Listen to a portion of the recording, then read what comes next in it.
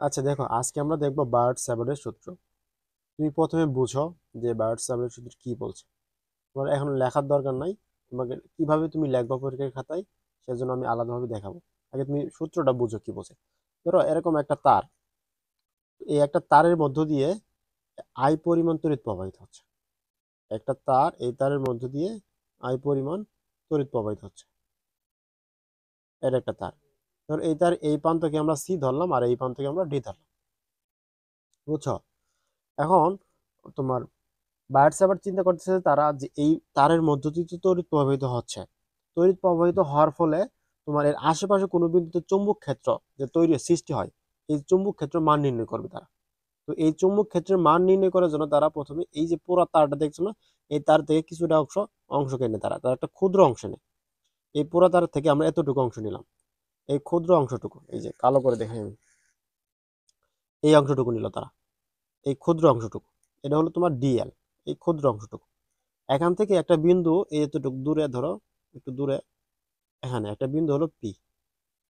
এই পি বিন্দুতে হলো তোমার চুম্বক ক্ষেত্র নির্ণয় করতে হবে। চুম্বক ক্ষেত্র, তো এখান থেকে যে এই দূরত্বটা হচ্ছে আমাদের আর। এই এই তারের তড়িৎ প্রবাহিত যে তারটা আছে, এই তার থেকে পি বিন্দুর দূরত্ব হচ্ছে আর। আর এই মাঝখানে যে কোণ আছে সেটা হচ্ছে থিটা। এখন বা বায়ট স্যাভার্ডে তারা চিন্তা করতেছে যে এই এই ক্ষুদ্র দৈর্ঘ্য থেকে, ক্ষুদ্র দৈর্ঘ্য আর তোমার এই চৌম্বক ক্ষেত্রের মধ্যে সম্পর্ক হচ্ছে যে তোমার সমানুপাতিক।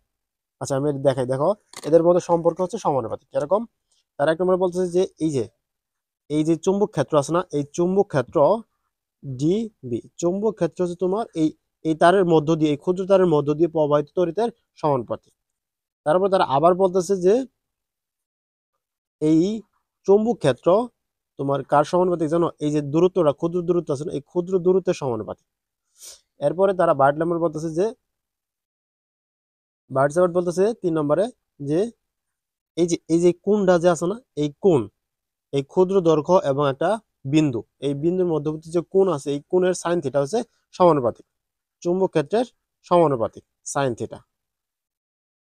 এরপরে বলতেছে যে এই চুম্বক ক্ষেত্র আর এই যে তড়িৎ প্রবাহিত ক্ষুদ্র তার এর এখান থেকে চুম্বক ক্ষেত্রে যে দূরত্বটা আছে, এটা হচ্ছে তোমার বর্গের ব্যস্তানুপাতিক।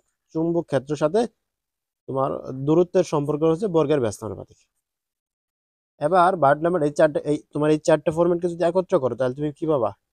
DB is proportional to I, এরপর আছে কি ডিএল, এরপর আছে সাইন থিটা। সাইন থিটা, নিচে আছে আর স্কোয়ার। বুঝছো? এখন এই তুমি সমানুপাতিক যদি ধ্রুবককে যদি উঠায় দাও তাহলে কি পাবা? তাহলে ডি বি চুম্বক ক্ষেত্র equal to mu not, mu not 4 পাই। এই সমানুপাতিক ধ্রুবকের পরিবর্তে মিউ নট 4 পাই লিখতে পারি আমরা। আর বাকি ছিল কি আমাদের? আই ডিএল সাইন থিটা, আর হচ্ছে কি নিচে হচ্ছে আর স্কোয়ার। এইটা হচ্ছে তোমার এই ক্ষুদ্র যে অংশটা আছে না, এই যে ক্ষুদ্র অংশটা আমরা যে ডিএল নিলাম। ধরো আমাদের এই সি থেকে ডি পর্যন্ত পুরো তার হচ্ছে এল, কিন্তু আমরা পুরো তার নিয়ে এখনো কাজ করি না, আমরা কাজ করলাম এই ক্ষুদ্র তারের অংশটুকু নিয়ে। তো এখান থেকে কাজ করার পরে আমরা এই ফরম্যাটটা পাইলাম, এইটা পাইলাম। এখন তুমি যদি এই সূত্রের একটা ভেক্টর রূপ দেখো তাহলে ভেক্টর রূপ দেখলে তুমি কি পাবা? ডি বি, এর ভেক্টর রূপ যদি বি ইকুয়াল হবে তোমার কি, এর যেহেতু এটা ধ্রুবক মান, তাহলে মিউ, আচ্ছা এই মিউ নট হচ্ছে শুধু শূন্য শূন্য মাধ্যমে, আর শূন্য মাধ্যম ছাড়া অন্য যে কোনো মাধ্যমে এই ধ্রুবক হবে কি শুধু মিউ, মিউ নট না, মিউ 4 পাই। আর হচ্ছে এখানে কি আই, এরপর তুমি পাবা ডিএল ভেক্টর ইন্টু হচ্ছে আর ভেক্টর ডিভাইডেড আর কিউব। এটা হলো তার তোমার এই যে বায়ার্ট স্যাভার্ডের সূত্রের ভেক্টর রূপ। এখন আমরা তো মনে করি যে ক্ষুদ্র অংশের জন্য এই সূত্রটা নির্ণয় করেছিলাম, কিন্তু যদি আমরা এই পুরো তারের জন্য নির্ণয় করি তাহলে এই ক্ষুদ্র যে অংশের যে মানটা পাচ্ছি সেটাকে যদি আমরা ইন্টিগ্রেশন করি তাহলে তো পুরোটা অংশ মান পেয়ে গেলাম। তাহলে আমরা এটাকে যদি ইন্টিগ্রেশন করি, B equal mu 4 pi integration of, আচ্ছা আই যেহেতু ধ্রুব আইটাকে এখানে রেখে দাও, তাহলে ডি এল ভেক্টর আর হচ্ছে কি আর ডিভাইডেড আর কিউব।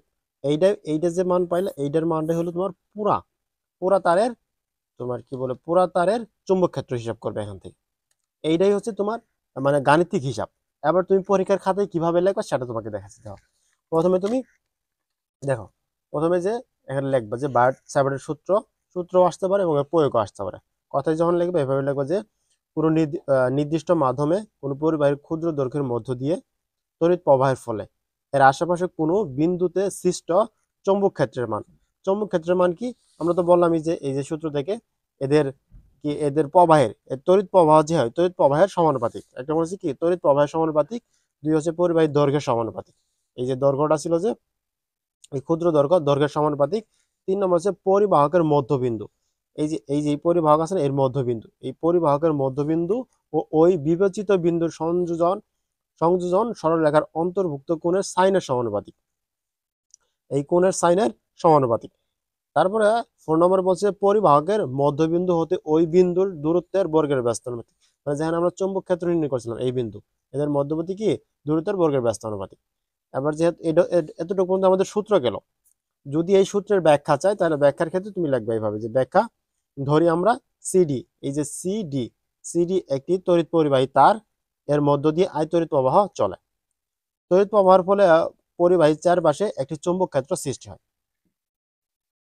এরপরে দেখো পরিবাহীর ক্ষুদ্র দৈর্ঘ্য ডিএল এর মধ্য দিয়ে, ক্ষুদ্র দৈর্ঘ্য তো আমরা হিসাব করেছিলাম তাই না, এই যে ক্ষুদ্র দৈর্ঘ্য ডিএল এর মধ্যবিন্দু থেকে থিটা কোণে আর দূরত্বে অবস্থিত বিন্দু পি তে চুম্বক ক্ষেত্র ডিবি এর মান হবে এই যে একটা সাইন থিটা।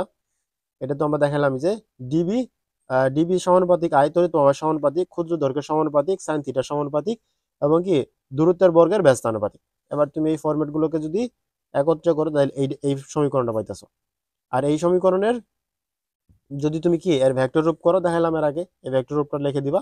এবং যদি সম্পূর্ণ তড়িৎ পরিবাহী তারের জন্য পি বিন্দুর চৌম্বক ক্ষেত্র নির্ণয় করো তাহলে কি পাবা, এই মানটা পাবা। বুঝছো? এটাই হলো তোমার কি সম্পূর্ণ বর্তনী তারের জন্য। আশা করি এটা বুঝতে পারছো।